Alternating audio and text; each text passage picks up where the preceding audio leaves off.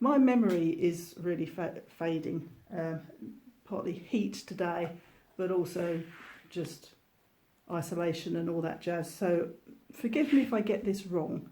I can't even remember the order we did this in, but the second and third year we did relatively short events. They got shorter and shorter because it was so exhausting, and because it was weekdays, so we could only do something in the evenings. So yeah, but we were sort of 6 hours, something like that.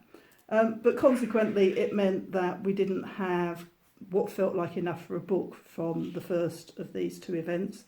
So we combined them.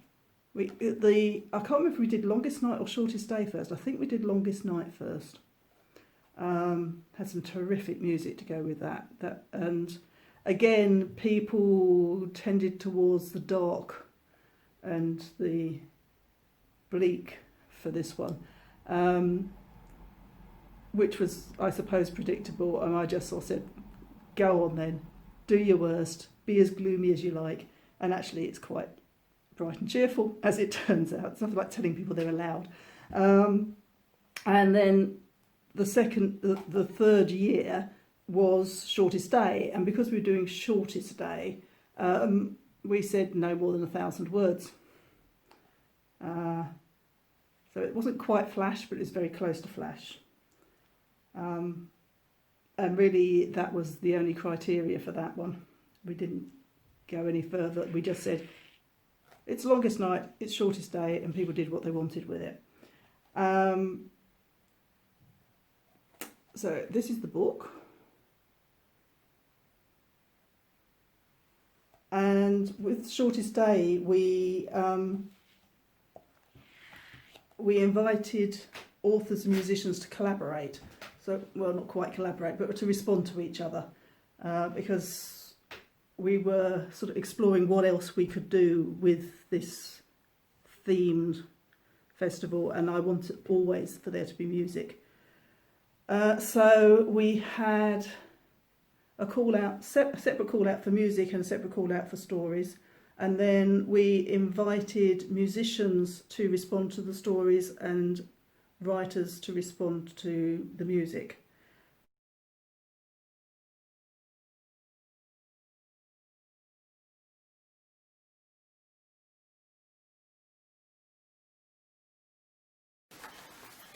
I won't forget this place, being part of it, in summer's dense abundance of cascading shade and this meagre light of winter. Whichever one I'm in, I'm longing for the other, wanting to have them both at once, to hear each one and their harmony like two violins in resonant movement around and through and inside each other, whole again. Like we were before. The blast shattered us to pieces.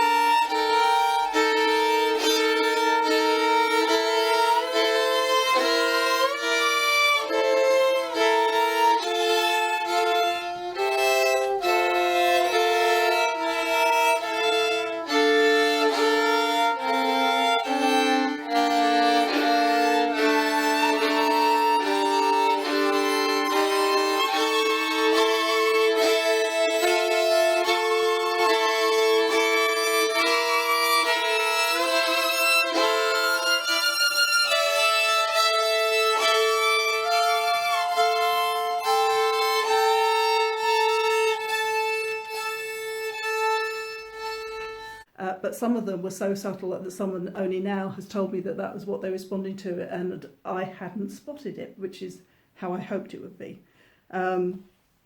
So we've got End of the World. We've got quite a lot of end of the world stories in here. They're rather appropriate for now. It's the first time we actually have poems for Solstice Shorts, because I had conceived it as a story festival because of the short story day thing, but various poets are saying, but you're not letting me join in. I thought, oh, all right then. And I'm glad I did, because we got some really, really good poems from that, and some poets who we have gone on to work with quite considerably, like Ness Owen, for example. And I completely forgot to mention yesterday, with the very first Solstice Shorts, that one of the things we did was we had everything BSL interpreted. And obviously we couldn't do that for Longest Night because we didn't have funding, and it's actually the most expensive part of the process. But for Shortest Day we did get funding, and so everything was again BSL interpreted. I think it really adds something.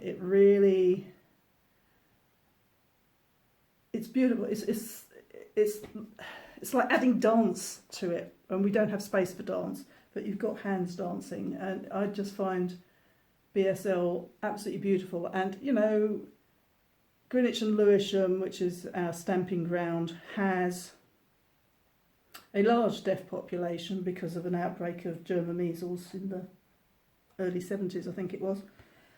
So it just seemed the obvious thing to do. I don't think we actually have yet had someone who needed the BSL turn up at an event, but I don't care. It's the principle of the thing, and I think it adds to it. So we will go on doing that when we have funding. And we're finding ways of doing that anyway. So we've got all kinds of things in this. It's almost impossible to pick something out and say, this is the epitome of this book. Obviously, I have a story in it, so I would think mine absolutely epitomises it, but that would not be fair. So the very first Shortest Day story by Sarah Evans works its way through a day, starting from 7 o'clock in the morning and finishing at 4 o'clock in the afternoon. And it's a 10-point temporal sample of 100,000 unanswerable questions. Isn't that a fantastic title?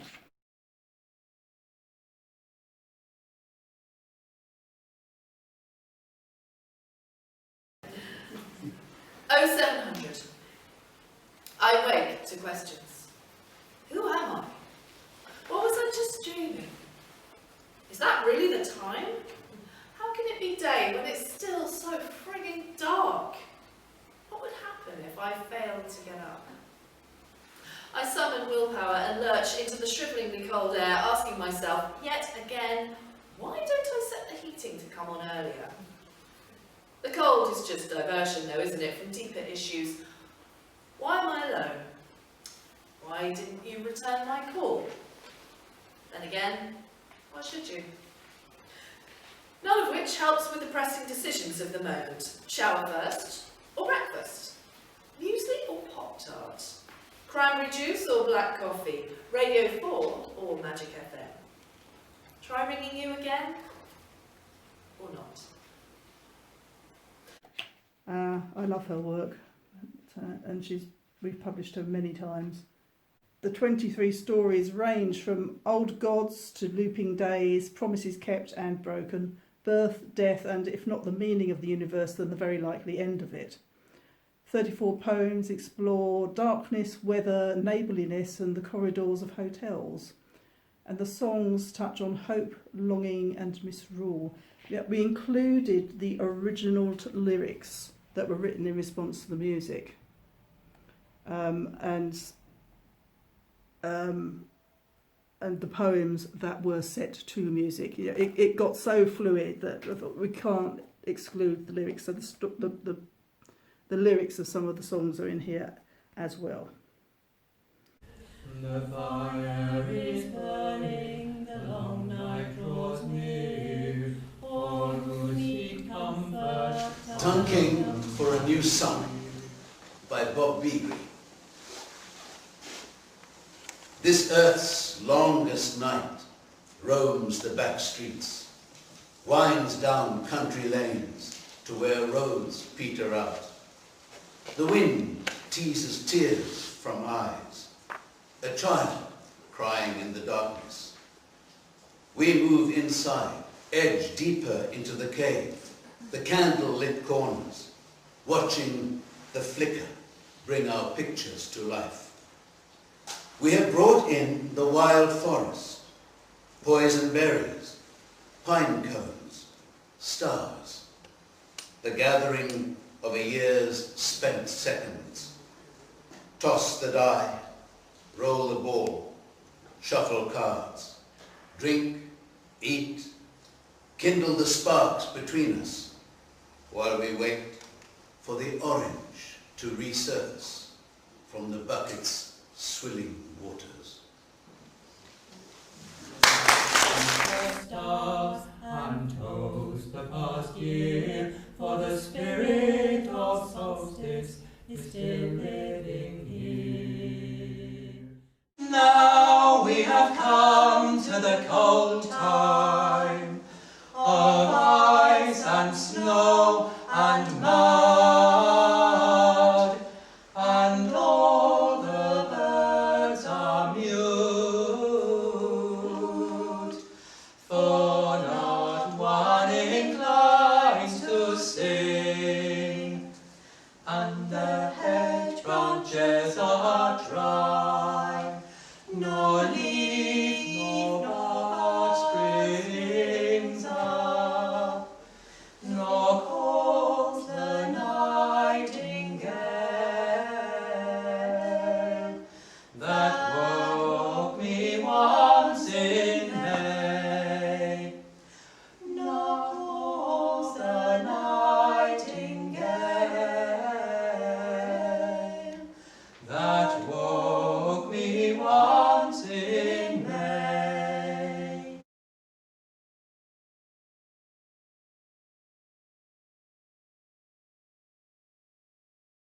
Winter solstice 2016. The longest night any day faces drops soundlessly to the floor like snow. Slams the day flat on its back, but the day jumps back to her feet and pins the night down by his frosty neck with a power even the Mayans misunderstood. This is not the end. This is only the beginning of more light.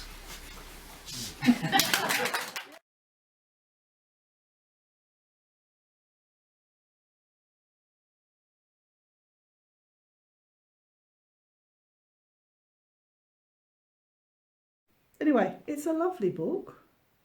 All these books are discounted on our website for the whole of August by at least £1. I'm going to put up a special offer on the Solstice Shorts books so that if you buy any two, you get a third one for a £5. I'll exclude the special edition from that because that's quite expensive, but yeah. So there'll be special offers on that. And if I'm feeling very generous, you might get a badge as well.